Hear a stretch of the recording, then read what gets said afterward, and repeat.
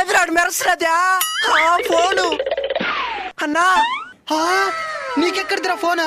అక్కడ దొరికిందినా. నువ్వు కూడా పడుకోరా, సౌండ్ వచ్చేపోతుందా?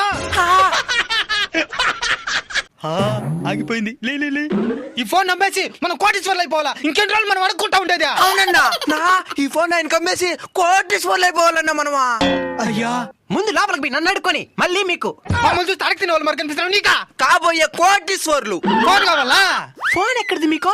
మాదే. దాని నెంబర్ చెప్పా? మనకు తెలుసు. వాడికే తెలుసు. అదనరా పోలీస్ స్టేషన్కే.